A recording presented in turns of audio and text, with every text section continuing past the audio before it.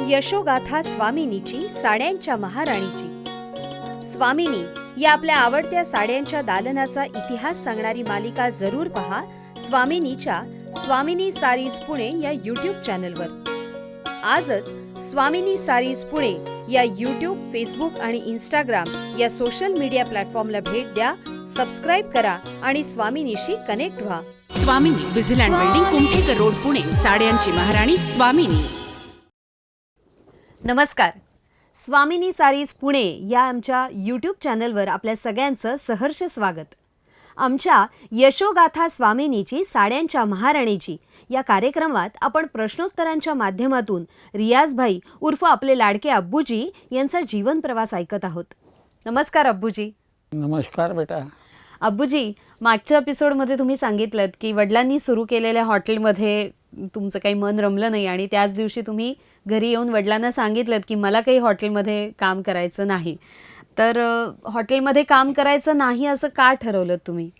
मला पहिल्यापासून असा होता का आजोबाची आणि वडिलाची दुकान आहे, मलाही पुन्हा दुकान चालू करायचंच आहे. अगदी मनापासून मी ठरवलं होतं. आणि मी जवळजवळ 20-एक वर्षाचा होतो त्यावेळेस. परंतु ते नाविलाजाने भावाला थोडीशी मदत करण्यासाठी मी 4-5 दिवस गेलो, परंतु माझं मन लागलंच नाही. मग एक दिवस मी रात्री 12 वाजता घरी आलो. मग विचार केला वडिलांना सांगायचा का उद्यापासून मी हॉटेलमध्ये जाणार नाही. मग काय करणार? मी म्हटलं मी कुठेतरी नोकरी करेन आणि साड्यांच्या दुकानातच नोकरी करेन मी. ते म्हटलं कुठं नोकरी पाहिली का तू? मी म्हटलं नाही पाहिली आतापर्यंत, पण उद्यापासून मी नोकरीला जाणार आहे. ठीक आहे बोले, तुझी मर्जी. मग वडिलांनी काय लावटून डपटून नाही सांगितलं. म्हटलं तुझी मर्जी जे असेल तसं तू करू शकतो. अच्छा. हां.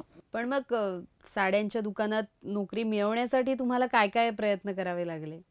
मला नेहमी असा प्लस पॉईंट माझ्याजवळ असतं का मी लक्ष्मी रोडचे कोणत्याही दुकानात गेलो तर मला ना म्हणून बोलणार नाही. हा इतकं कॉन्फिडन्स होता मला. ते दुसरी सकाळी मी 9:30-10 वाजता घरून निघालो आणि आईला वडिलांना सांगून गेलो का मी नोकरीला जाणार आहे. तो बोले कुठे नोकरी तुझी आतापर्यंत कडा? म्हटलं मी जाऊन येतो, मी सांगतो तुम्हाला. तुम्ही पहिले रविवार पेठेत गेलो. म्हटलं मी नोकरीला आजपासून तुमच्याकडे येणार आहे.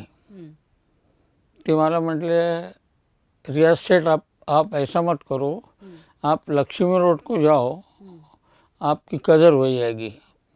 मी म्हटलं तुम्हाला मला ठेवायचं नाही का? नाही नाही बोले असं नाही आहे.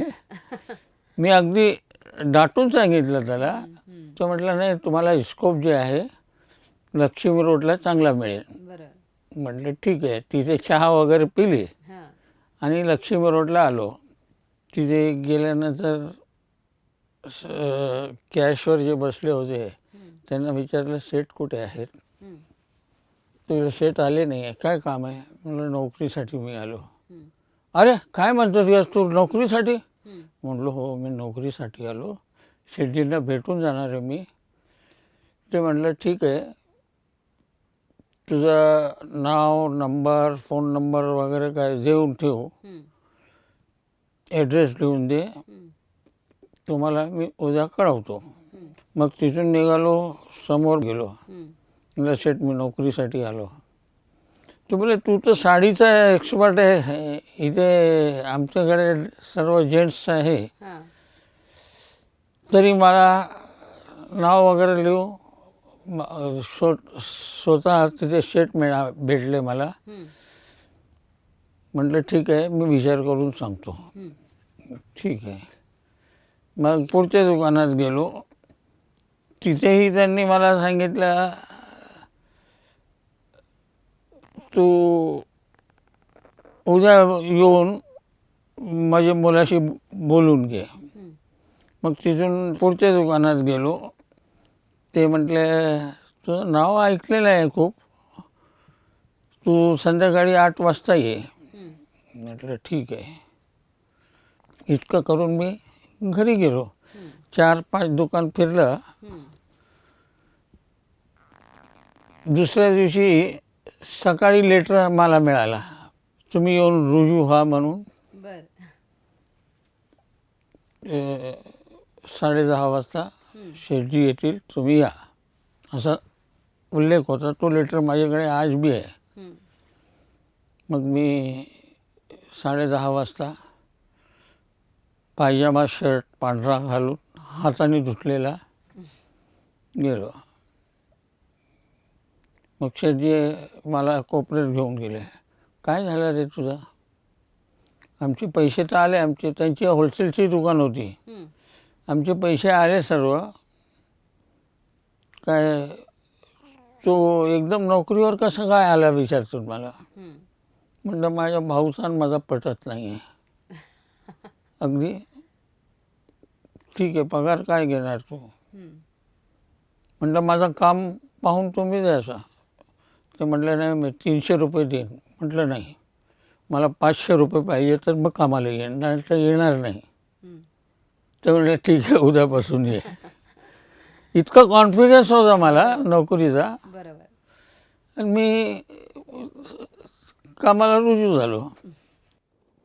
रसिक हो, स्वामिनी साड्यांच्या महाराणीचा हा जीवन प्रवास आपण यशोगाथा स्वामिनीची साड्यांच्या महाराणीची या कार्यक्रमात पुढेही असाच पाहत राहणार आहोत. भेटूयात पुढील भागात. तसंच साखरपुड्याच्या साड्यांपासून लग्नाच्या बस्त्याच्या पारंपरिक नऊवारी साड्यांच्या खरेदीसाठी महाराष्ट्रातील एकमेव 3 मजली प्रशस्त दालनाला म्हणजेच स्वामिनीला अवश्य भेट द्या. यशोगाथा स्वामिनीची साड्यांच्या महाराणीची. स्वामिनी या आपल्या आवडत्या साड्यांच्या दालनाचा इतिहास सांगणारी मालिका जरूर पहा स्वामिनीच्या स्वामिनी सारीज पुणे या यूट्यूब चॅनलवर. आजच स्वामिनी सारीज पुणे या यूट्यूब, फेसबुक आणि इंस्टाग्राम या सोशल मीडिया प्लॅटफॉर्मला भेट द्या, सबस्क्राईब करा आणि स्वामिनीशी कनेक्ट व्हा. स्वामिनी, विजिलँड बिल्डिंग, कुमठेकर रोड, पुणे. साड्यांची महाराणी स्वामिनी.